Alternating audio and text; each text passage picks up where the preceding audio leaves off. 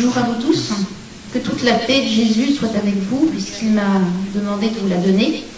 Donc soyez dans la paix et la joie de l'amour de Jésus pour vous.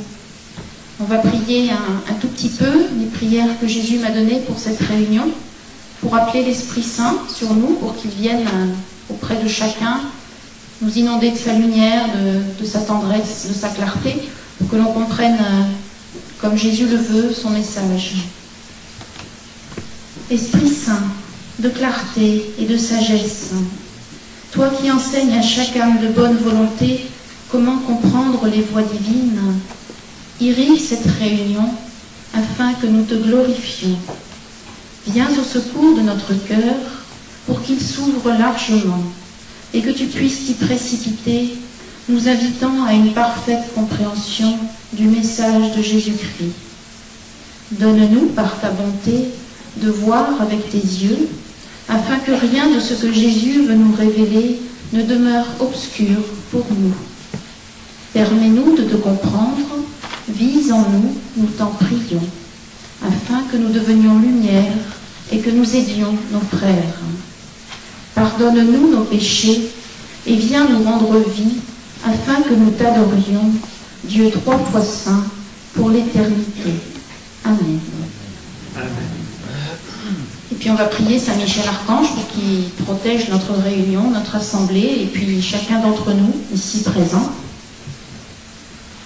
Saint Michel Archange, toi qui as tout pouvoir pour éloigner le mal, repousse-le loin de nous, afin que cette réunion soit protégée. Garde du mal chaque personne présente, règne au milieu de nous, afin qu'aucune puissance des ténèbres ne vienne souiller ce lieu. Purifie cet endroit par ta puissance et fais que rien ni personne ne puisse aller contre la volonté de Dieu qui a voulu ce rassemblement. Viens avec tes anges, princes défenseurs, nous t'en prions et protège-nous. Amen. Amen. Et puis Jésus a demandé de confier chaque réunion à Marie pour qu'elle les préside et puis qu'elle se mette à côté de chacun d'entre nous. Elle a la place de se mettre auprès de chacun pour bien lui montrer le cœur de Jésus. Sainte Marie, toi qui es notre maman donnée par Jésus-Christ, préside cette réunion afin qu'elle soit ce que Dieu veut. Viens apaiser nos cœurs pour que nous soyons tous à l'écoute des merveilles de Jésus pour nous. Aide-nous, guide-nous, pour que nous soyons entièrement donnés à celui qui était, qui est et qui vient, Jésus-Christ, notre Seigneur. Réconforte le cœur de tes enfants, Sainte Maman, et dispose de nous, afin que nous devenions un avec Jésus-Christ, ton Fils bien-aimé. Protège-nous de tout mal et ouvre nos cœurs à l'action divine, afin qu'en nous, la volonté de Dieu soit réalisée. Amen. Amen. Voilà, alors ça fait 6 ans maintenant que Jésus est venu me voir, me parler, me révéler son message de tendresse. Il est venu par amour, par miséricorde, parce que j'ai quand même passé ma vie plutôt loin de lui, même si j'avais une très grande soif d'amour. Donc il est venu pour que je donne cette tendresse de son cœur au monde. Et donc il est venu d'abord m'assoiffer pour que j'ai très très soif moi-même de cette tendresse, pour pouvoir me la donner, et ensuite pour la donner à chacun de ceux qui souffrent. Alors il veut venir apporter cette tendresse, cette joie, afin que nous chassions le mal de plus en plus. Alors au début de cette conversion brutale, j'avais beaucoup de doutes, de craintes, de manque de confiance en Dieu. Et j'ai dû donc être purifiée, comme chacun de nous le sera, ou l'a été, de manière à accueillir pleinement Dieu. Parce que nous avons, quand Jésus vient si proche de nous, de cette manière-là, eh bien nous apercevons qu'il y a beaucoup d'aspérité en nous, beaucoup de péchés, de défauts, de faiblesses. Donc Jésus vient purifier tout ça par amour, de manière à nous combler. Alors cette purification-là, eh bien, elle nous apporte une confiance inébranlable en Dieu, en son amour pour nous, parce qu'alors nous rencontrons son amour, et puis nous sommes inondés de sa tendresse et de sa présence. Alors Jésus m'avait montré que nous étions chacun comme une petite colline avec des aspérités, et que quand on lui ouvre son cœur, eh bien, il vient un petit peu comme un rouleau compresseur pour écraser toutes les aspérités qui sont sur cette colline et qui empêchent son amour d'entrer. Alors cette tendresse que nous allons recevoir tous ceux qui la veulent, eh bien c'est le retour de Jésus dans les cœurs, c'est aussi la nouvelle Pentecôte, et c'est l'accueil de sa présence en nous, c'est l'union à Dieu, que Jésus veut très forte maintenant. Alors Jésus dit, le règne de Jésus dans la gloire commence dans vos cœurs, avec toute, non, c'est Marie qui dit, avec toute sa présence qu'il vient vous offrir à présent, aux âmes livrées entièrement à lui.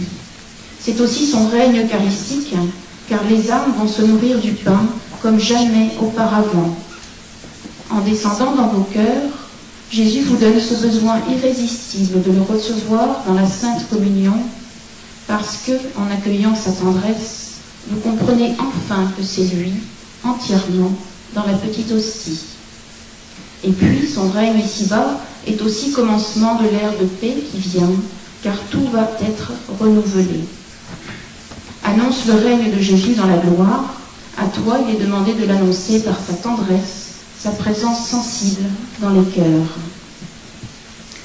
Alors, si nous accueillons Dieu dans la prière, dans les sacrements, eh bien Jésus va nous combler dans son intimité pour nous éloigner toujours plus du mal.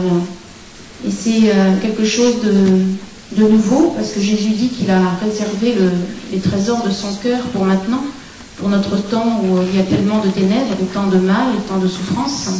Et donc il vient se faire beaucoup plus présent, sensiblement en nous, si nous l'accueillons. Il vient nous proposer à chacun une union totale avec lui. Et plus il se révèle à nous de cette façon, et moins nous faisons le mal, et je dirais dans la joie où nous éloignons du mal. Alors Jésus, il est fatigué de notre monde dans ce moment, si plein de péchés, si plein de souffrances. Alors il vient proposer à chacun de vivre intimement avec lui pour connaître la vraie vie. Dans ce message, il vient consoler tous ceux qui souffrent, apaiser ceux qui ont soif, réconforter tous ceux qui désirent l'amour et qui désirent la terre renouvelée avec sa présence. Donc si nous l'accueillons, eh bien, il va nous purifier, il va nous enflammer par son Esprit Saint et nous donner la lumière.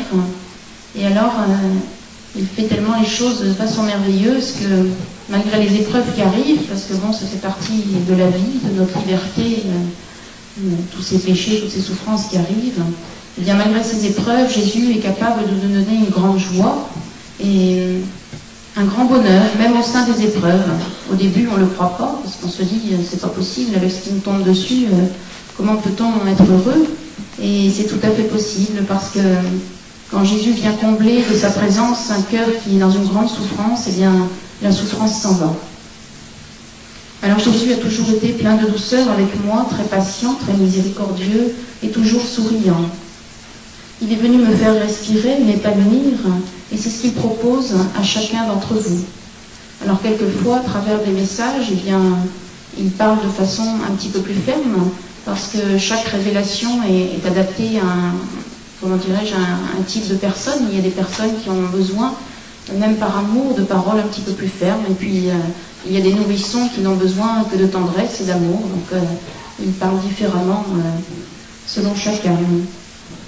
Donc Jésus vient tout doucement nous apprendre à prier avec une grande foi pour recevoir sa présence, et puis il nous emmène dans l'église pour recevoir les sacrements sans lesquels nous ne pouvons pas vivre.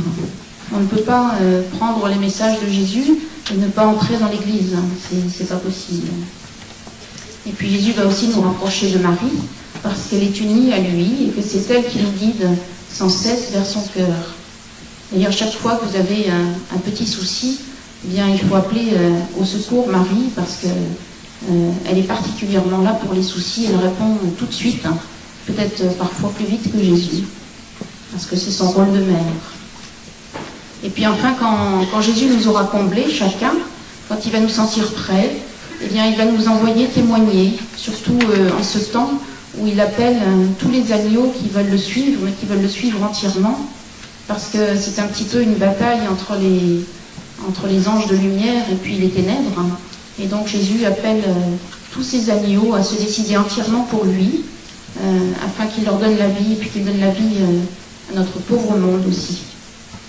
Mais avant de témoigner, eh bien, il faut d'abord s'être laissé nourrir complètement. Il faut avoir vécu sous le regard de Dieu pour ensuite aimer avec de l'amour divin et non plus un amour simplement humain qui ne serait pas suffisant pour consoler les détresses qui y a autour de nous.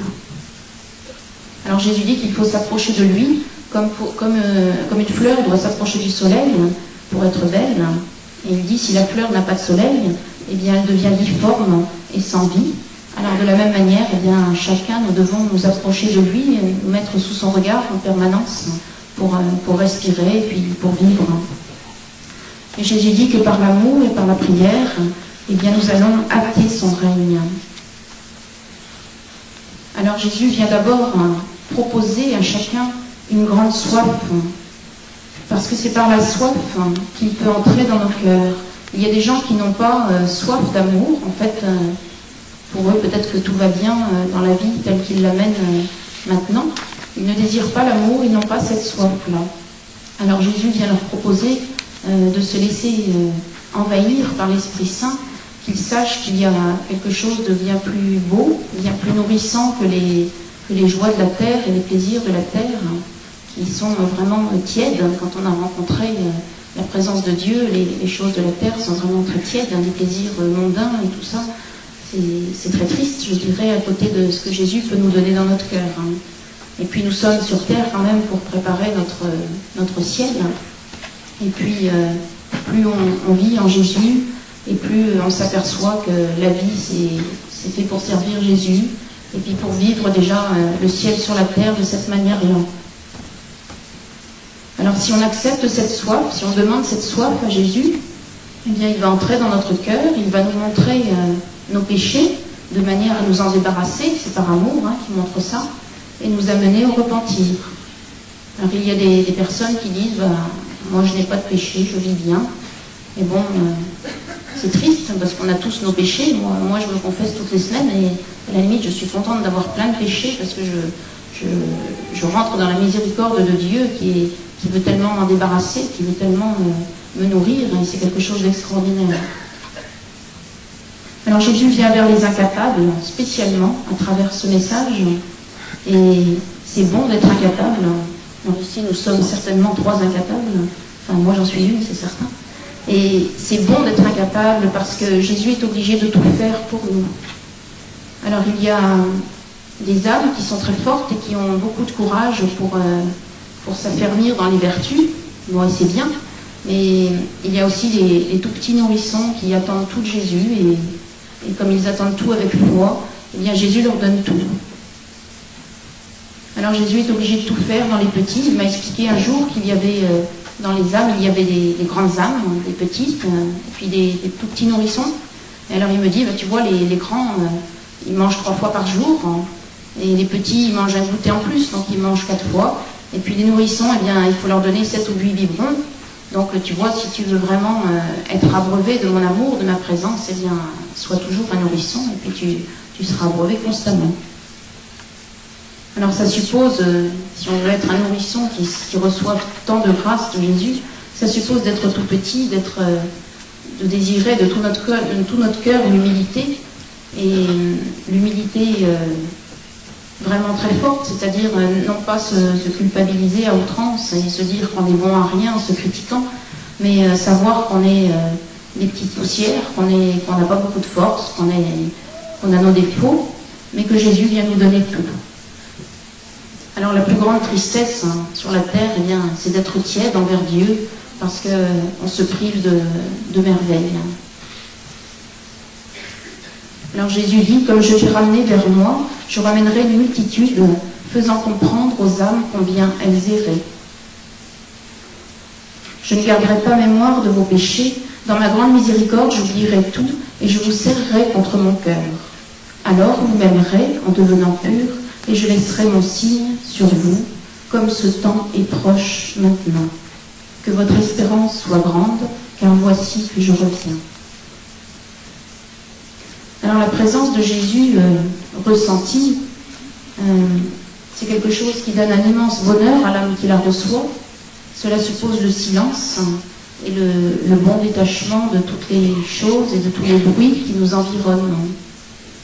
La présence de Jésus, on la ressent dans la prière, à partir du moment où on grandit spirituellement, où on désire être uni à Dieu et où on a une grande foi en ce qu'il vient donner. Alors si les années passées, on a pu entendre qu'il ne fallait pas chercher à ressentir Dieu, eh bien maintenant c'est un temps nouveau. Jésus veut qu'on ait foi dans ce retour dans les cœurs, dans sa présence ressentie, qui nous comble si fort. Et il dit toujours, j'ai gardé ce trésor de mon cœur pour votre temps. Alors je vous disais, il faut se faire tout petit, tout humble, s'abandonner constamment. Et plus on s'abandonne, plus on voit que Jésus fait des merveilles, plus on voit que Jésus nous donne en abondance.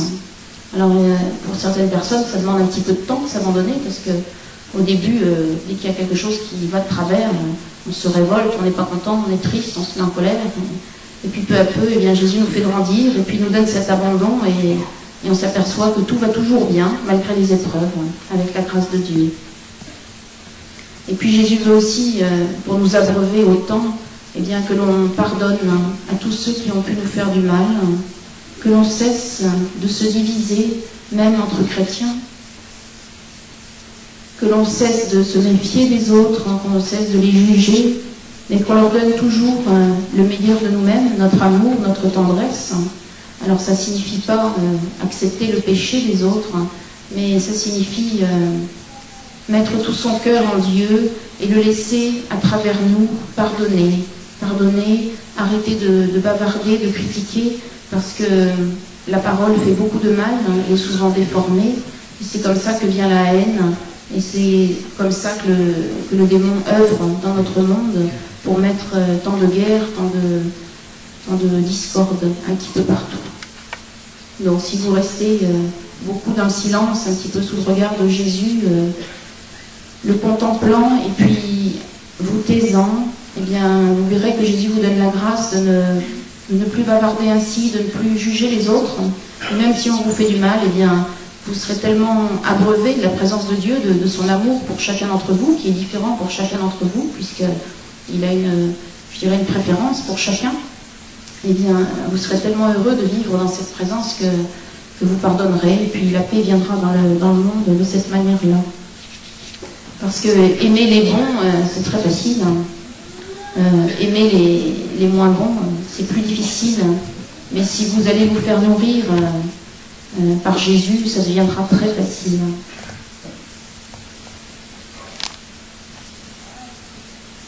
Alors Jésus, quand il était venu me voir, au début, m'avait fait allumer une bougie, et puis donc il m'avait montré la flamme, et il m'avait dit, tu dois garder toujours la flamme, c'est ta prière essentielle, c'est de garder la flamme, c'est-à-dire de garder une véritable passion pour moi, jour et nuit. Et il m'a montré la flamme qui monte vers le ciel, et il m'a dit, tu vois, c'est l'amour de ton cœur qui monte vers moi, qui ne doit jamais s'éteindre. Et puis ensuite, il m'a fait éteindre la bougie, donc la fumée était un petit peu noire. Et il m'a dit, tu vois, si on perd la flamme, si on perd la passion pour moi, eh bien ce sont les ténèbres qui viennent, et les ténèbres n'apportent que souffrance et tristesse. Alors Jésus vient renouveler son Église par le don de cette présence, qui est don du Père et du Saint-Esprit aussi, parce qu'elle va nous redonner l'amour et le respect de Dieu. Alors Jésus, il nous demande de nous réveiller, nous éveiller à sa présence, pour qu'enfin nous vivions, pour qu'enfin nous soyons heureux de la vraie vie. Alors s'éveiller, ça veut dire savoir avec certitude et avec notre meilleure volonté, puis avec la grâce de Dieu aussi, que Jésus est avec nous en chaque instant. Alors c'est quelque chose de concret, de réel, et si vous avez foi en cela, que Jésus est avec chacun d'entre vous toute la journée, toute la nuit, qu'il vous regarde en chaque instant, eh bien vous le sentirez forcément, parce qu'il vous fera grandir de cette manière-là, et il veut tellement se révéler à nous ainsi que vous le sentirez. C'est quelque chose de concret, de réel. Par exemple, pour moi, avec ce charisme, ça se passe... Jésus peut me dicter un message et puis tout d'un coup il va m'arrêter, puis il va me dire bien maintenant nous allons par exemple, faire une course, où nous allons aider telle personne, où nous allons faire le ménage. Et Jésus est assez délicat pour s'occuper de toutes ces choses-là aussi. Et souvent, bien souvent, eh bien, les personnes prient un petit peu le matin ou un petit peu le soir, et puis le reste de la journée, elles le passent toutes seules, isolées, esselées, en croyant que personne n'est avec elles, alors qu'il y a Dieu qui a son regard d'amour posé sur chaque personne, tout le temps, Jésus et Marie. Et puis Jésus voudrait qu'on ait conscience de ce regard qui est là, et que nous l'aimions, et puis que nous cessions de nous sentir seuls. Alors Jésus veut vraiment partager chaque petite chose, pas seulement un petit moment de prière le matin, pas simplement la messe le dimanche, mais il veut être avec nous toute la journée, et je vous assure que cette compagnie est merveilleuse et qu'après on ne peut plus s'en passer. Alors il y a des personnes qui n'acceptent pas cette intimité de Jésus, et pourtant je dirais c'est le b.a.-ba de l'accueil du cœur de Dieu, c'est de l'accepter dans les petites choses de la vie quotidienne. Alors Jésus donne aussi des grandes choses, des choses importantes, des missions importantes, mais si on n'a pas rencontré son cœur dans les toutes petites choses de la vie, dans notre solitude, dans notre désert, si on n'accueille pas son regard d'amour sur nous à chaque instant, si on n'accepte pas qu'il prenne un café avec nous, qu'il soit là, même si on ne le voit pas, eh bien nous ne sentirons pas son cœur. Alors il y a des personnes qui se privent du cœur de Jésus comme ça, qui veulent bien aller prier à la messe le dimanche, mais qui ne veulent pas Jésus dans leur intimité. Alors Jésus les laisse libres parce qu'il ne s'impose pas, mais son cœur pleure, parce qu'il voudrait vraiment venir combler chacun d'entre nous.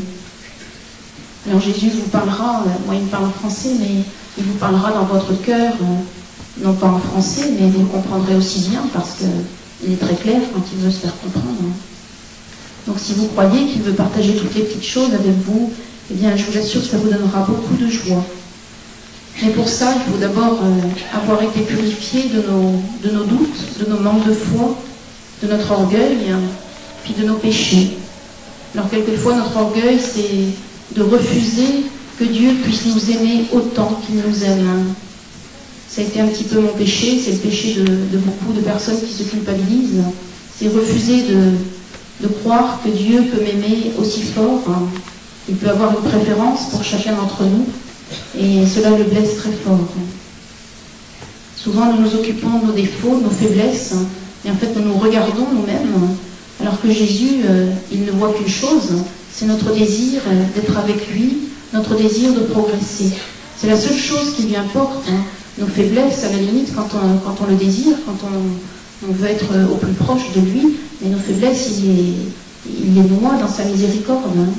Donc il faut arrêter de se regarder sans arrêt, et il faut regarder vers Jésus qui, lui, va nous délivrer de tout ce qui peut entraver son amour directement sans que nous nous en occupions. Nous devons nous occuper simplement de l'aimer. Et puis il ne faut pas demander à Jésus le miracle de sa présence, mais il faut demander la foi pour avoir le miracle de sa présence. Il faut demander à grandir dans la foi et vraiment être certain que Jésus va nous donner ça. Alors Jésus parle de cette ère de paix qui arrive. C'est mon règne dans les cœurs qui commence et qui apportera toute lumière ici-bas. Que l'espérance soit grande en vous à cause de ce temps qui vient et où tout me reviendra. Prépare mon règne, enfant, avec mes petits, car ainsi le monde triomphera du mal par ma grâce.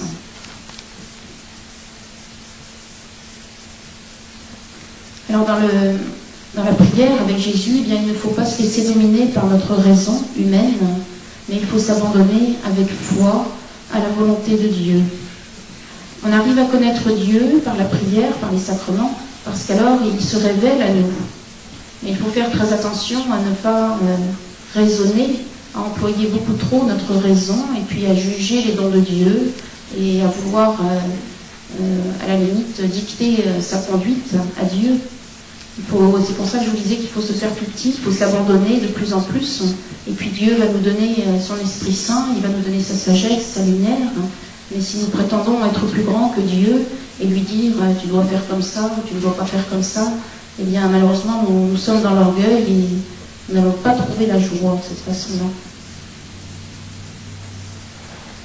Il y a des personnes aussi qui relèguent Jésus dans son ciel, hein, qui disent, bon, bien, Jésus, à la messe le dimanche, oui, on veut bien, mais c'est terminé. En sortant de la porte, on a passé la porte de l'église, on ne veut plus en entendre parler. Donc ça, c'est tout ce qui fait la tristesse du cœur de Jésus. Ces âmes-là refusent l'intimité avec lui, et alors elles se perdent dans l'obscurité, car Jésus dit « Qui ne vient pas vivre en communion intime avec moi est loin de toute vérité. »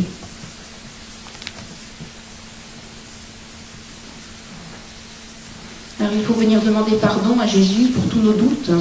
Je vous dis, souvent nos plus grands doutes, eh bien, c'est de ne pas croire à l'amour si fort de Jésus pour chacun d'entre nous. Jésus ne nous veut pas tristes, il ne nous veut pas souffrants, il ne nous veut pas écrasés par des fardeaux. Au contraire, il veut nous en délivrer, il veut nous donner la joie malgré toute épreuve, il veut arranger les soucis. Mais alors pour ça, il nous demande la foi et l'amour. C'est pas difficile, hein. La foi, c'est être certaine, être certain que Dieu est venu pour nous sauver, pour nous faire respirer. Dieu ne nous a pas mis sur la terre pour que l'on soit malheureux. Alors si il a donné la liberté à l'homme, donc liberté des péchés, et qu'à cause de ça, il est obligé de permettre les souffrances, il peut quand même consoler tous les cœurs qui se livrent à lui. Il peut les consoler, il peut même les guérir, il peut les soigner, il peut les combler de joie, malgré tout ce qui peut arriver. Alors, le démon est très fort pour faire croire aux âmes que c'est Dieu qui envoie la souffrance, et puis il essaie de les révolter comme ça. Mais je vous assure que si vous avez foi que Jésus vient vers nous et qu'il veut l'union avec nous pour notre bonheur, et non pas pour notre souffrance, eh bien vous verrez toutes ces merveilles. Nous ne croyons pas assez à la bonté de Jésus pour nous. Alors si nous nous repentons, eh bien, il nous pardonne et puis il nous donne la grâce d'avancer. Puis Jésus est fatigué des âmes qui disent le suivre, et puis qui sont tristes et qui sont tièdes. Alors Jésus m'avait dit, tu vois, quand tu vois des âmes, des personnes qui prétendent me servir, et tu vois qu'elles sont dans la tristesse, qu'elles n'ont pas la joie, qu'elles n'ont pas l'amour, qu'elles ne vivent pas, qu'elles n'ont pas de passion pour moi, eh bien sache qu'elles ne m'ont pas rencontré. Et alors, quand le pape était venu à Reims, déjà il y a quelques années, j'avais regardé à la télévision tous les visages des prêtres et des âmes sacerdotales. Et alors j'avais été très mal polie avec Jésus, je lui avais dit, écoute, je trouve que tes serviteurs n'ont pas tous de beaux visages, ils ne te ressemblent pas. Et alors il m'avait dit, eh bien tu as raison, parce qu'il y en a beaucoup qui ne connaissent pas mon cœur. Et alors tu ne peux pas me voir en eux. Alors quand on reçoit cette tendresse de Dieu, eh bien peu à peu, on est amené à ne vouloir que la volonté de Dieu. Alors au début, la volonté de Dieu, quand on ne le connaît pas vraiment, on s'en méfie un petit peu. Hein. Moi-même, je lui disais, oui, je veux bien faire, mais dans mon esprit, je me disais, qu'est-ce que je vais souffrir, qu'est-ce qu'il va me faire, et c'est le manque de confiance. Et puis, plus on connaît Jésus, plus on s'aperçoit que sa volonté n'apporte que joie, quoi qu'il demande.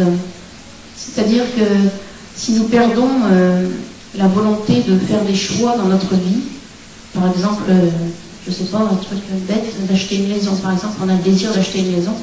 Si nous perdons ce désir-là, si nous préférons la volonté de Dieu, eh bien, à partir de ce moment-là, Jésus va faire sa volonté en nous, c'est-à-dire s'il veut acheter la maison, il va nous la faire acheter, et puis s'il ne veut pas, eh bien, il ne nous la fera pas acheter, ça se passera comme il veut. Et d'une manière ou d'une autre, eh bien, cela nous donnera énormément de joie. Alors même si quelqu'un voudrait une belle maison avec un beau jardin, et puis qu'il accepte que Jésus lui dise, eh bien, écoute, je ne peux pas te donner ça pour le moment, mais je vous assure que s'il s'abandonne, s'il est certain que Jésus veut l'épanouir et le combler, quoi qu'il se passe, et bien même s'il se trouve dans une petite chambre minuscule, tout en haut d'un HLM, eh bien il sera très heureux et plein de joie. Et ça, c'est une certitude. Alors quand on veut faire la volonté divine, eh bien Jésus nous emmène toujours plus loin. Alors il m'avait montré un dessin, il m'avait fait un dessin, c'était un fil qui montait vers Dieu, et j'étais sur ce fil, au-dessus d'un précipice, et je lui disais, mais Jésus, le fil, il est droit, il peut casser sur un précipice, comme ça, je ne suis pas très solide. Et alors il m'avait dessiné un grand bonhomme, un petit bonhomme, donc c'était moi sur le fil, et un grand bonhomme devant moi pour monter vers Dieu, et le grand bonhomme c'était lui. Et il m'a dit, tu vois, je marche sur le fil le premier, donc ne t'inquiète pas, il ne va pas casser. Et puis un petit peu après, eh bien, il s'est retourné vers moi sur le fil, et puis il m'a fait un croche-pied. Et donc j'ai manqué et tombé dans le précipice. Et alors il m'a attrapé les poignets pour que je reste au-dessus du vide, mais que je ne tombe pas tout en bas. Et alors il m'a dit, tu vois, je te remonterai quand tu voudras non seulement me suivre, mais que tu voudras que je te porte. C'est-à-dire que je fasse tout en toi et que je te donne toute grâce pour faire les choses. Et en fait, s'il n'avait pas pu le faire avant, c'est parce que je me disais qu'il fallait faire beaucoup d'efforts pour suivre Dieu et qu'il fallait tout faire à la force de mes poignets. Et c'était très dur de faire à la force de mes poignets.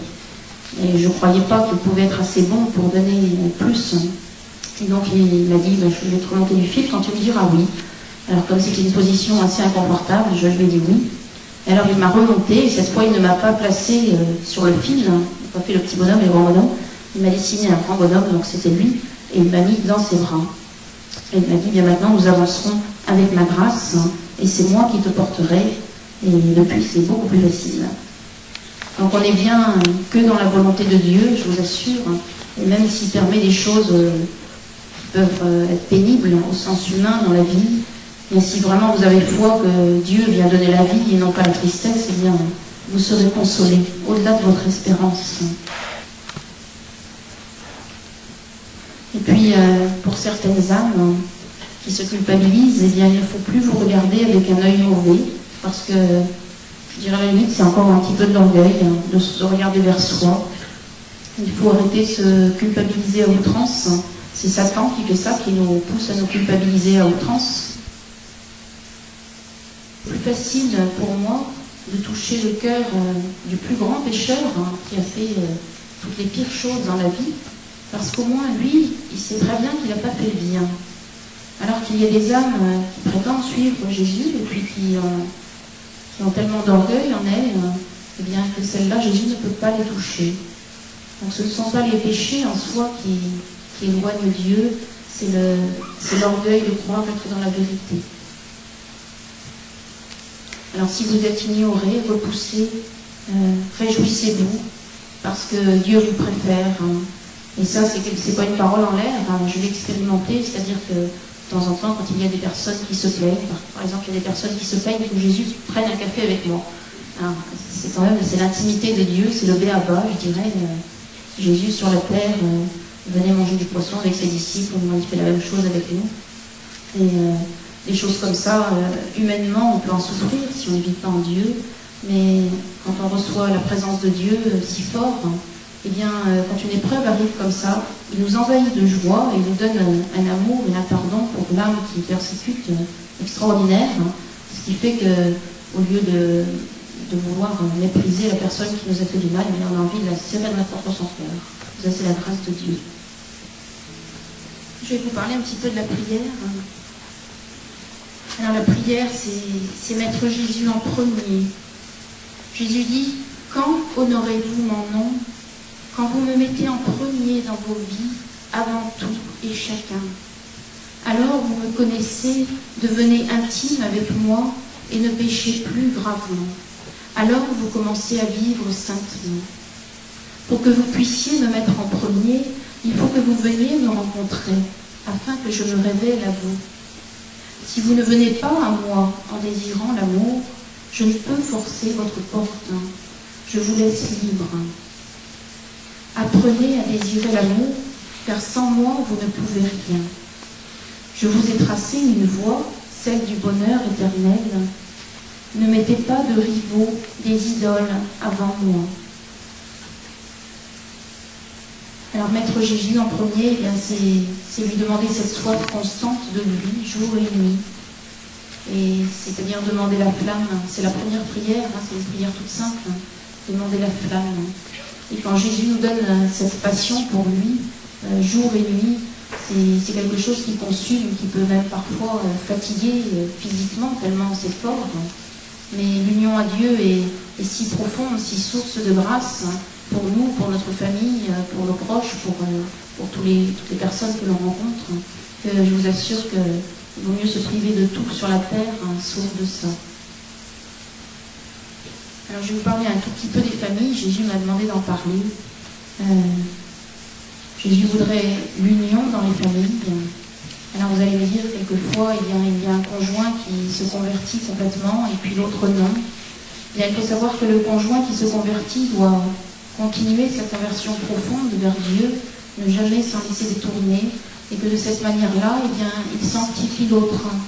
Et donc, il ne faut pas désespérer, même si vous avez un conjoint qui est athée, qui refuse votre amour pour Jésus.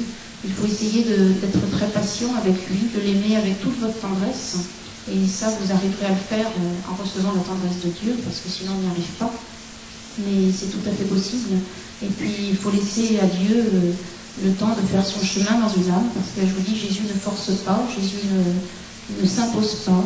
Donc, quelquefois, il y a des personnes qui mettent des années à se convertir, mais il faut laisser faire les choses, parce que si vous suivez Jésus, eh bien, ça ne peut faire que du bien à votre conjoint, même s'il a l'air très en colère contre vous.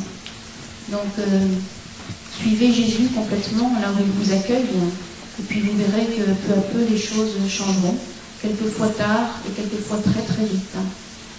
J'ai eu le cas d'un jeune couple récemment dont l'épouse essayait à tout prix de lui faire vivre des belles choses sur Dieu, et il disait ouais, bof. Et il n'y avait rien à faire, ça faisait des années que ça durait. Et puis en une heure, eh bien, il a été converti. Et donc ça fait maintenant 2 mois. Et il ne peut plus se passer ni de la confession, ni de la messe chaque jour. Et il a reçu la présence de Dieu. Et puis maintenant, il est entièrement livré à Dieu. Alors ça, c'est une conversion radicale. Mais ce sont des conversions qui débordent. Parce qu'il y a au moins 4 ou 5 personnes de la même famille qui se sont converties à la suite de celui-là. Donc ce sont les belles choses que peut faire Dieu. Donc ne vous désespérez pas si vous avez un conjoint qui est très en colère contre Dieu, parce que peut-être qu'il fondra tout d'un coup, peut-être qu'il faudra un petit peu de temps, mais de toute manière, ayez foi en Jésus, parce que Jésus peut vous donner la joie, même dans cette épreuve-là. Et puis je vais vous parler un tout petit peu des divorcés remariés, puisque je reçois des lettres de personnes qui sont dans ce cas-là, et puis qui disent « l'Église ne veut plus de nous ». Alors, c'est pas vrai. Moi, je suis mariée avec Jean-Michel qui était divorcé, donc nous sommes mariés seulement civilement. Et donc Jésus, quand il est venu, j'ai attendu un petit bébé à ce moment-là, et quand je l'ai eu, eh bien, Jésus m'a demandé de vivre comme frère et sœur. Et il m'a promis toute sa joie et encore davantage sa présence. Et je peux vous dire que c'est quelque chose de merveilleux. Et souvent les personnes n'osent pas vivre comme ça parce qu'elles se disent c'est impossible. Mais tout est possible avec la grâce de Dieu si on a foi en lui. Et c'est quelque chose de tellement merveilleux de vivre ainsi comme frère et sœur, de faire une petite communauté spirituelle, que Jésus donne encore plus de bonheur dans la famille quand on a foi. Et il y a même des personnes mariées devant Dieu qui veulent vivre de cette manière-là comme frères et sœurs, tellement ils s'aperçoivent que cela peut apporter de grâce. Alors vous n'êtes pas rejetés par l'Église, c'est pas vrai, mais Jésus nous veut dans la pureté parce qu'on ne peut pas s'approcher de Dieu en vivant dans le péché. Donc Jésus vous aime de toute manière, il a un amour infini pour vous, mais il attend que chacun soit prêt. Et celui qui veut avoir un vrai bonheur et vraiment être comblé de joie, eh bien, doit désirer ne plus pécher de cette façon-là, et puis accepter la volonté de Dieu ainsi. Alors la prière, c'est aussi beaucoup de silence, hein, et puis plus on grandit, plus on s'aperçoit que le silence est source de grâce. Alors au début, eh bien, on pose beaucoup de questions à Jésus, on parle beaucoup. Et ce n'est pas comme dans la Bible, parle Seigneur, ton serviteur écoute, c'est écoute Seigneur, ton serviteur parle. Hein. Et puis peu après, un petit peu après, au bout de quelques mois, quelques années, eh bien, le serviteur se met enfin à écouter, parce qu'il s'aperçoit que tout ce qu'il disait à Jésus, c'était assez tiède, hein, et puis que ça ne nourrissait pas beaucoup. Donc on se met à l'écoute de Jésus dans le silence, et puis alors il nous abreuve de façon tellement forte que nous pensons qu'à vivre dans le silence. Alors au début, il y a des personnes qui ont peur de ce silence parce qu'elles disent je ne ressens rien, je ne reçois rien. Mais il faut qu'elles continuent parce que même si elles ne se rendent pas compte, au début, Jésus les nourrit, il est en train de les nourrir. Et en persévérant dans la foi, dans l'amour, dans ce silence. Donc, le silence, c'est devant le Saint-Sacrement ou devant la Sainte Face de Jésus, par exemple, si vous ne pouvez pas être tout le temps à l'église. Eh bien, dans ce silence, Jésus vous regarde, il vous nourrit et il vous abreuve. Il faut vraiment vous y croyez. Et puis vous verrez, c'est instantané. Plus nous goûtons au silence et plus nous le désirons. Et alors, on finit par parler simplement pour être au service de Jésus quand il le désire. Et puis sinon, on se tait parce qu'on est tellement heureux dans ce silence, on se fait tellement nourrir qu'on ne peut pas s'en passer, quoi. Quand on y a goûté, on ne veut plus arrêter. Et il n'y a que dans ce silence-là que Jésus peut vraiment nous enseigner. Parce que si nous bavardons à tout bout de champ, même si nous venons le rencontrer dans la prière et que nous lui posons des tas de questions ou que nous disons des tas de prières toutes faites, bon, on s'en doit dans les prières toutes faites, il faut en dire un petit peu, mais si nous passons notre temps ainsi, eh bien, Jésus ne peut rien nous dire, il n'a pas le temps puisqu'on parle tout le temps. Donc, si vous voulez qu'il vous comble, eh bien, il faut vous retirer avec lui. Et alors Jésus demande donc cette prière constante, c'est-à-dire non pas le retrouver un petit moment de la journée, ou 2 petits moments, mais vivre toute notre vie sous son regard. Chaque petite chose que vous faites, faites-le sous son regard, parce que lui ne vous quitte pas du regard. Quelquefois, vous pouvez penser qu'il est dans le ciel, qu'il est loin, mais c'est pas vrai. Et il est là où vous êtes, il est dans la pièce, même si vous ne le voyez pas, il peut être auprès de chacun comme ça. Alors un jour, je lui ai dit, mais Jésus, tu es en train de me parler en français, mais si ça se trouve, tu es en train de parler à quelqu'un d'autre aussi. Et comment tu fais? Et il m'a dit, avec un grand sourire, il m'a dit, l'amour peut tout. Donc il est auprès de chacun d'entre vous, vraiment. Faut que vous ayez foi. Et puis, si vous découvrez cette présence et cette prière constante, eh bien, vous verrez, Jésus vous donnera plein de petits signes de cette présence dans votre journée. Et puis, il vous aidera même pour les choses matérielles. Alors, au début de ma conversion, je lui demandais des petites aides. Oula. Je pense que ça va aller mieux. C'est vrai qu'il fait très chaud et en plus de la prière, eh bien, il nous demande d'avoir une grande foi qui peut venir donc à notre secours. Et il faut demander cette foi si nous ne l'avons pas. Si nous prions sans croire que Jésus veut nous combler, eh bien, nous ne recevons pas toutes les grâces qu'il veut nous donner. Vous savez, dans l'Évangile, eh bien, Jésus demandait toujours la foi pour guérir, et maintenant, il nous la demande encore plus, je dirais, parce qu'on est dans un monde qui a perdu la foi. On croit que tout ce qui arrive est sans solution, alors que ce n'est pas vrai. Jésus veut vraiment venir à notre secours, quelquefois même pour des guérisons physiques, des guérisons spirituelles, mais il nous demande de croire à tout son amour, à toute sa bonté. Quelquefois, au début de ce charisme, Jésus me disait, eh bien, je vais te donner ceci, je vais te donner cela, comme il peut nous parler à travers l'Évangile. Et puis, je ne recevais pas grand-chose, par manque de foi. Et puis, en grandissant, eh bien, nous croyons vraiment, nous sommes sûrs de ce que Jésus dit, et alors nous le recevons tout de suite. Donc, il faut beaucoup de temps en prière silencieuse pour que Jésus enseigne à notre cœur à avoir amour et foi. Et puis il faut faire attention à ne pas reprendre nos béquilles quand Jésus nous a guéris.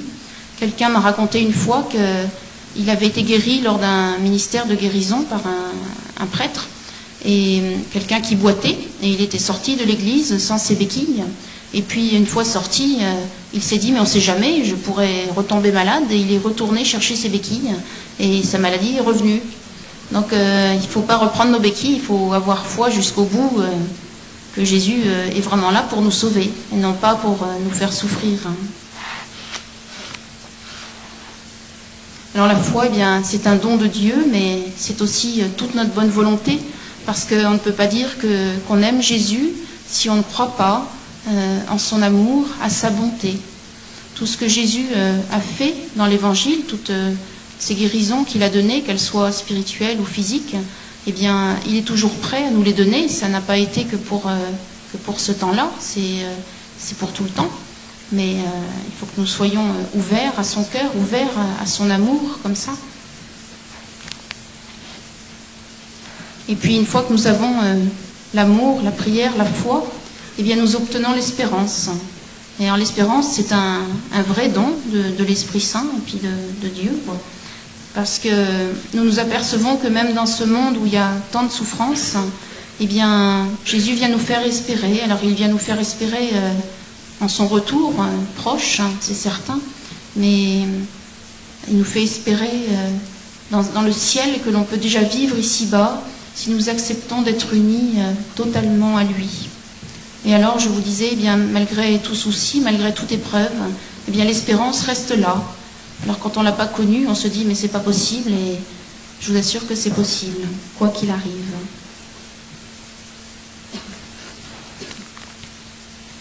Et puis ensuite, eh bien, Jésus nous appelle à recevoir les sacrements de réconciliation et puis l'Eucharistie, parce que l'on ne peut pas grandir sans eux. Et Jésus me disait dernièrement, il me disait, si tu n'avais plus l'Eucharistie, si tu restais quelques jours sans me recevoir dans l'Eucharistie, eh bien tu mourrais de chagrin, tellement tu sais, tellement tu as ouvert ton cœur à ma présence, tellement tu sais comme je te comble au moment où tu me reçois. Alors quand nous rencontrons Jésus, eh bien tout doucement, délicatement, il nous montre toutes nos bêtises, je dirais, tous nos péchés, et puis il nous montre que ces péchés-là, eh bien cela nous entrave, que cela nous attriste, que cela nous enténèbre, et quelquefois nous n'en sommes pas conscients. Il y a des gens qui sont malheureux, qui ne savent pas pourquoi, et souvent c'est parce qu'ils ne vont pas se confesser, ils ne vont pas donner toutes leurs souffrances et toutes leurs fautes à Jésus qui est là pour les délivrer. Donc Jésus est là pour nous pardonner tous nos péchés, nous serrer contre son cœur dans ce sacrement de réconciliation et nous envahir de sa lumière. C'est quelque chose de merveilleux de recevoir ce sacrement, tant il nous apporte de joie. Mais là aussi, il ne faut pas aller recevoir ce sacrement avec tiédeur, il faut aller le recevoir avec une grande joie, tant on sait que Dieu nous attend, que même si on ne le voit pas, qu'il est là pour nous serrer contre lui, nous envahir de son amour, nous libérer, nous donner la vraie vie. Alors Jésus dit, tu diras que je viens pour illuminer les cœurs de ma tendresse, que je viens guérir et consoler ceux qui souffrent, ceux qui ont péché, ceux qui sont sur le mauvais chemin. Tu diras que ma miséricorde vient déferler sur le monde pour que vous reveniez tous vers moi. Ne t'émeus pas si tu vois toutes sortes d'âmes venir vers toi, ma miséricorde est pour chacune. Dirige ces âmes vers le sacrement de réconciliation qui les libérera, les guérira, leur apportant la paix et la grâce. Dirige-les aussi vers l'Eucharistie, ma table sainte, car là je déverserai ma vie et ma force en elles pour les renouveler. Parle de l'importance de ces deux sacrements pour pouvoir ressentir l'immensité de ma tendresse pour chaque âme. Dans les sacrements, l'âme reçoit la force de se convertir pleinement, de me suivre. Alors Jésus dit bien qu'il est prêt à pardonner, mais une vie entière dans l'erreur et dans le péché. Et je vous assure qu'il serrera contre son cœur cet agneau-là qui vient avec beaucoup de péchés, à la limite peut-être encore plus tendrement qu'un autre, tant il sera miséricordieux avec lui, et tant il sera heureux, tant le ciel se réjouira de toute cette conversion profonde.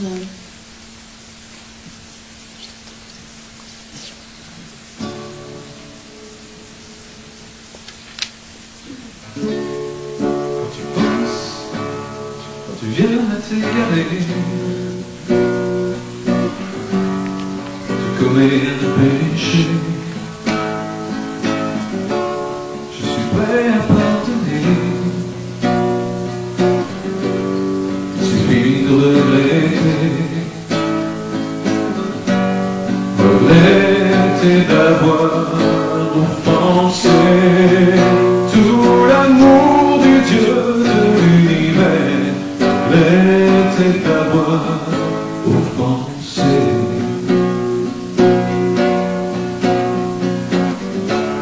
Viens tout dire à mon prêtre, et dis-toi que je suis là. Dis-lui bien que tu regrettes, il t'enlèvera le poids. Tu ressentiras en toi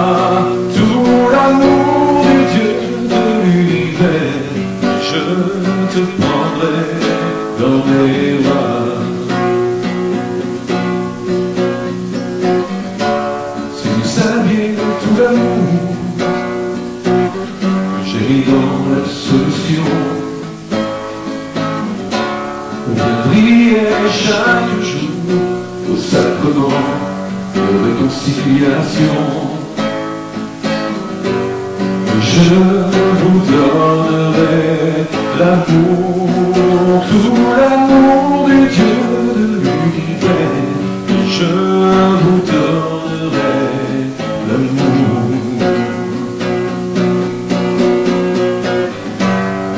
Je vous donnerai l'amour, tout l'amour du Dieu de l'univers. Je vous donnerai l'amour.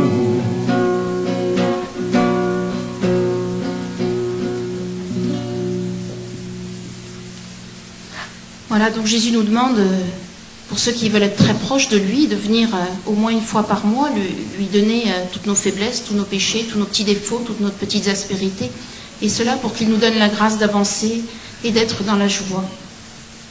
Et puis ensuite, il nous appelle à le recevoir dans l'Eucharistie. C'est certainement le plus beau don qu'il nous fait, de venir en nous dans la petite hostie, parce qu'alors, il nous donne tout. Alors ce n'est pas tout avec un petit T, c'est vraiment un grand T, puisqu'il nous donne Dieu, il nous donne ce qu'il est, tout. Et celui qui prend conscience de qui est la petite hostie que l'on reçoit, eh bien, il va tomber en émerveillement, je dirais, tellement il va recevoir ce que Dieu veut lui donner. Alors le pain eucharistique, c'est Jésus avec son corps, vraiment. Je le dis parce qu'on entend beaucoup de personnes qui viennent dire que l'Eucharistie n'est qu'un symbole et que ce n'est pas vraiment Jésus avec son corps. Alors Jésus appelle ceux qui le peuvent à le recevoir chaque jour. Bien sûr, il y a des gens qui ne peuvent pas et ne peuvent pas faire autrement. Mais tous ceux qui veulent être proches de lui et puis qui ont la possibilité de le faire, eh bien, qu'ils viennent à la Sainte Messe chaque jour, le recevoir, et alors ils seront couverts de grâce, eux et puis tous ceux qu'ils rencontreront. Alors Jésus demande aussi à ceux qui ont compris sa sainteté, qui ont découvert sa sainteté, qui ont découvert son amour si profond, de venir le recevoir dans la bouche. Alors pourquoi dans la bouche? Eh bien parce que c'est Jésus, à travers la main du prêtre, donc Jésus lui-même, qui vient se donner à nous. Si nous le prenons dans la main, eh bien ce n'est plus Jésus qui se donne à nous, c'est nous qui le prenons. Et c'est encore une offense à son amour. Si Jésus demande cela, c'est vraiment par amour, par son amour infini pour nous et par respect envers toute sa sainteté. C'est lui qui veut venir nous combler, ce n'est pas nous qui le prenons. Donc il faut aussi, bien sûr, ne pas recevoir Jésus en état de péché grave, parce que cela l'offense très fort.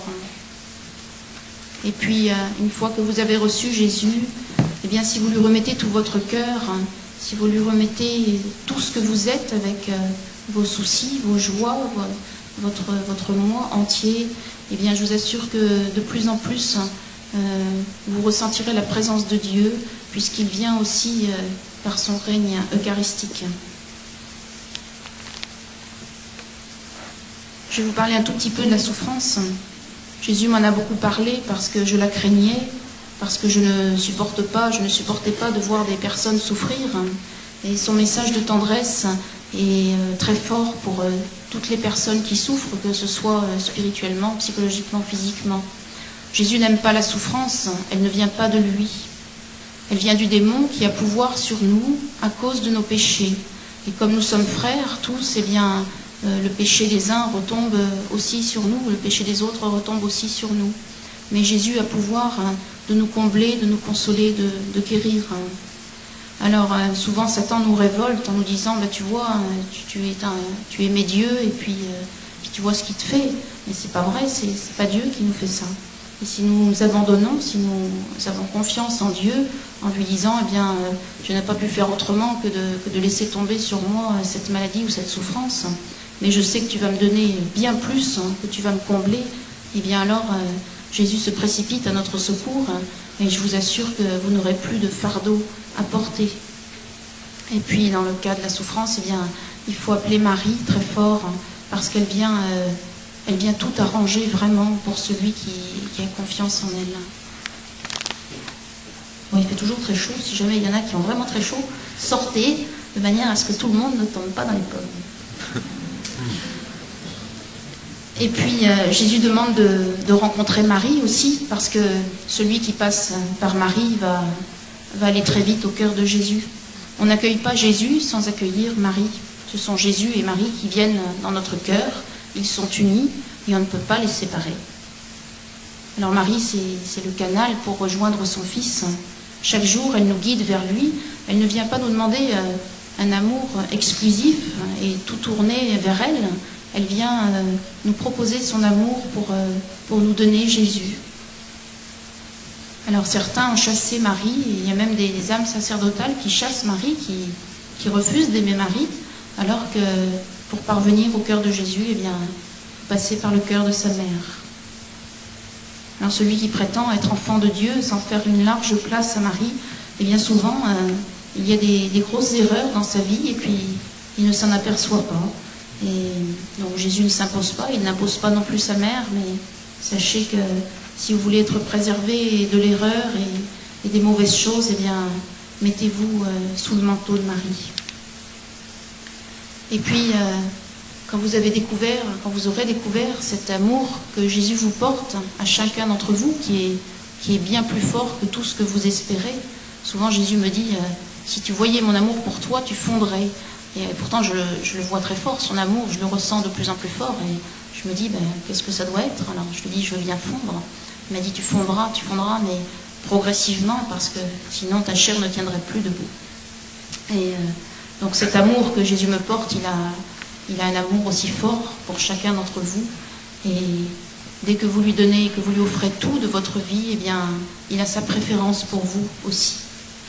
Et puis alors, après, eh bien, Jésus va nous demander, pour ceux qui le veulent, le chapelet.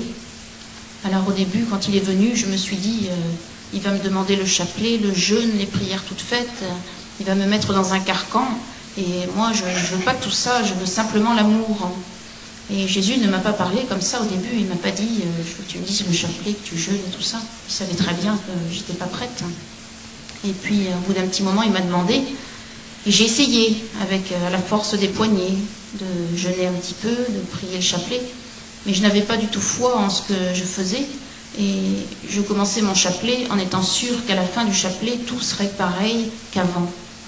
Et c'est ça qui ne va pas, c'est que si l'on jeûne un petit peu pour se forcer, par obligation, si l'on dit le chapelet juste pour faire plaisir à Jésus et à Marie, mais parce qu'il faut le dire, eh bien on ne reçoit pas toutes les grâces qui les accompagnent. Alors Jésus a attendu un petit peu de temps, et puis après il est revenu, puis il m'a dit, est-ce que tu voudrais me dire le chapelet? Mais il m'a dit, si tu le dis, je te donnerai ma présence encore plus fort, je chasserai Satan encore plus loin de toi, et puis tu déverseras ainsi plein de grâce sur les âmes. Et quand il m'a dit ça, je l'ai cru, mais avec une certitude profonde. Je savais que c'était vrai. Et alors j'avais tant soif de sa présence et tant soif que le mal s'en aille, loin de nous tous, que je lui ai dit oui avec tout mon cœur. Et alors, à partir du moment où je lui ai dit oui, eh bien, il m'a donné la grâce du chapelet quotidien. Mais il m'a dit toujours, tu le diras dans la joie et je t'interdis de le dire dans la tristesse. Parce que le chapelet, ça doit se dire sous le regard de Jésus, sous le regard de Marie, en les contemplant. Et alors, il vous donne plein de joie. Et puis après, Jésus est venu me dire, est-ce que tu veux jeûner pour moi un petit peu chaque jour? Alors je lui dis, c'est un petit peu difficile, j'aime beaucoup les gâteaux. Et d'ailleurs, les premières années, il faisait des gâteaux avec moi, il me disait, viens, on va descendre faire un gâteau pour la famille. Mais je lui ai dit, si c'est pour avoir encore plus ta présence, pour chasser Satan et pour le bien des pécheurs, parce que je ne veux pas qu'ils souffrent les autres, oui, tout de suite. Et alors, tout de suite, il m'a donné la grâce aussi, parce que j'avais foi, parce que j'étais sûre qu'il allait me donner tout ça. Et puis, au bout d'un moment, il est venu me dire, est-ce que maintenant tu veux jeûner en plus le mercredi et le vendredi, encore plus que les autres jours? Alors je lui ai dit, ça va peut-être être difficile, j'ai eu un petit moment de recul. Et il m'a dit, mais tu sais, tu auras ma grâce. Alors je lui ai dit, bon, avec ta grâce, pas de problème. Donc c'était parti pour le mercredi et le vendredi en plus. Et je le voyais faire et je me disais, moi qui avais tellement repoussé toutes ces choses qui me paraissaient un carcan, et je m'aperçois que maintenant je les ai acceptées et puis qu'elles me comblent de joie, que le jeûne, ça comble de joie vraiment, physiquement et spirituellement et psychologiquement et tout ce que vous voulez. Jésus m'avait dit que ça m'épanouirait et que ça me donnerait la joie. C'est une certitude. Et puis après, Jésus est revenu encore un peu plus tard et puis il m'a dit, est-ce que maintenant tu veux te lever très tôt le matin pour être avec moi? Alors je lui dis, ça va être très difficile parce que j'aime beaucoup dormir, je dors très bien. Et me lever tôt le matin, je ne pourrais pas. Mais si tu me réveilles et que tu me lèves, après tout, c'est ton problème. Et alors je lui ai dit oui. Et donc depuis, il me réveille chaque matin, instantanément, parce que je ne mettrais pas de réveil, ce serait trop difficile. Donc il me réveille, alors à 3 heures, à 4 heures, peu importe. Et donc il me garde dans son silence comme ça tous les matins. Alors humainement, on pourrait se dire, comment faire pour se lever à 3 heures tous les matins et puis après avoir une vie avec la famille et s'occuper de toutes les tâches de la journée, c'est pas possible. Mais vous voyez, quand on fait confiance à Jésus pour ce qu'il demande, qu'on est sûr qu'il donne quelque chose, qu'il demande quelque chose pour nous combler, pour nous épanouir et non pas pour souffrir, eh bien Jésus donne la grâce. Donc la fatigue que je pouvais avoir avant de me lever tôt, qui m'arrivait de temps en temps, eh bien je ne l'ai plus. Donc même en me levant 4 heures plus tôt que d'habitude, eh bien je n'ai plus cette fatigue. C'est pour vous dire que si on a confiance en Jésus, il ne va pas nous demander des choses terribles. Et puis dans tout ça, sachez bien que ce que Jésus nous demande dans le jeûne, le chapelet, ce n'est pas la privation. Jésus n'en a que faire de la privation. C'est l'amour. C'est-à-dire qu'il nous détache un petit peu des choses humaines, des réalités, enfin c'est pas une réalité, mais des choses humaines, des choses terrestres. Il nous en détache un petit peu de manière à pouvoir nous combler davantage spirituellement. Et la privation, Jésus n'en veut pas. Ce qu'il veut, c'est l'amour. Donc quand il nous demande de jeûner, en fait, il permet comme ça à notre cœur de se laisser davantage nourrir. Donc tout ça, le chapelet, le jeûne, eh bien, ça ne doit être donné que dans la joie, que dans l'espérance et que dans le bonheur. Alors il y a des âmes qui ont un petit peu de mal au début avec le jeûne, et puis j'en ai dans ma famille qui vont arriver le mardi soir et puis qui disent « Oh là là, demain c'est jour de jeûne ». Et alors ça me fait éclater de rire parce qu'elles n'ont pas encore eu assez foi dans l'amour de Jésus pour elles, et donc elles ont encore un petit grain de tristesse à penser qu'elles vont manger du pain et boire de l'eau. Mais ça me fait sourire tellement je sais que Jésus va les combler à un moment donné, qu'il va leur montrer à quel point il les aime et à quel point le jeûne est source de joie et non pas privation. Parce qu'un Dieu qui voudrait notre privation et notre tristesse, il ne serait pas très intéressant. Donc sachez bien que c'est pas ça que Jésus. Voilà, et puis pour terminer, eh bien, une fois que nous allons être comblés de cette façon-là, Jésus va nous envoyer témoigner parce qu'il a une mission, petite ou grande, pour chacun. Que vous soyez un bébé ou un très grand, eh bien Jésus a une mission pour chacun d'entre vous. Il y a des personnes qui se disent, eh bien moi, je suis chez moi, je suis âgé, je n'ai pas de mission, je ne peux pas être utile. C'est faux, parce que chaque personne a une mission tout au long de sa vie. Alors quelquefois, ça peut être une mission très simple, comme de rester un petit peu chez soi, peut-être seul, sans grande famille à côté, mais il y a Jésus et Marie qui sont là, et puis on peut les rencontrer par la prière. Et alors tout cet amour qui passe entre Dieu et la créature, eh bien, c'est une source de grâce pour les autres, et c'est déjà ça la mission, et qui est très grande aux yeux de Dieu, aussi grande qu'une mission qui paraît compliquée et très dans le monde, parce que la mission que Dieu veut pour chacun, c'est celle-là la plus grande, et non pas la mission que nous voulons. Et puis, quand on a reçu cet amour, eh bien, il ne peut que déborder sur nos frères. Nous ne pouvons pas le garder pour nous, parce que nous avons vraiment envie que toutes les autres personnes soient heureuses, qu'elles se sentent aimées et qu'elles ne souffrent plus. Enfin, c'est mon désir à moi, c'est que les personnes que je rencontre ne souffrent plus, vraiment. Et donc je vous dis, Jésus peut vous donner toute paix, toute joie, tout bonheur, malgré ce que vous portez. Donc allez éclairer vos frères, allez leur prêcher cet amour, cette tendresse de Dieu, pour qu'ils revivent à leur tour, et puis que la paix revienne ainsi dans le monde, et que Jésus puisse revenir très fort et beaucoup plus vite. Effectivement, vous n'êtes pas obligé de jeûner au pain et à l'eau. Vous pouvez jeûner, commencer à jeûner, je ne sais pas, en vous privant par exemple de cigarettes le mercredi, ou vous pouvez commencer par un tout petit jeûne. Jésus ne vous demande pas tout de suite le jeûne le mercredi, le vendredi, comme ça. Jésus n'est pas du tout comme ça. Moi, il me donne en plus des légumes, en plus du pain, vous voyez, le mercredi et le vendredi. Et puis quelquefois, il me donne encore un petit peu plus. Donc ne croyez pas que c'est un carcan, mais sachez que si vous vous privez d'un petit quelque chose, eh bien vous allez recevoir beaucoup de grâce. Donc Jésus demande à chacun ce qu'il peut donner, et il ne demande pas tout d'un coup. Jésus est très très patient et très miséricordieux, et ce n'est pas un dragon. Donc offrez le jeûne que vous pouvez, que vous voulez, que vous avez dans votre cœur. Demandez la grâce à Dieu de faire le jeûne qui lui fait plaisir, et puis ne vous inquiétez pas du reste. Voilà. Alors, vous n'ignorez sans doute pas qu'il y a des âmes qui prédisent beaucoup d'événements malheureux. Il faut en prendre et en laisser. Il faut surtout s'occuper d'aimer Jésus tout au long de notre journée et s'occuper de vivre au jour le jour. Jésus ne veut absolument pas que l'on fasse des provisions dans sa cave et que l'on ait peur et que l'on ne pense qu'à ce qui va arriver, que l'on calcule les dates. Tout ça, ça ne vient pas de Dieu. Alors c'est certain qu'il y a des choses qui arrivent, des souffrances comme les tempêtes par exemple. Jésus aurait pu les éviter si on avait eu beaucoup d'amour, c'est certain. Donc plus on fait de mal et plus des choses comme ça risquent d'arriver, c'est sûr. Maintenant, il faut avoir confiance en Dieu et puis savoir que si toute la salle s'offre à lui par exemple, pour l'aimer de tout son cœur, eh bien Jésus peut amoindrir et éviter tout événement malheureux. Et bon, il y a des événements prédits qui sont vrais, parce que Jésus, quelquefois, est obligé de parler comme à des enfants, en lui disant, tu sais, si tu fais pas ça, il va y avoir ça qui va t'arriver.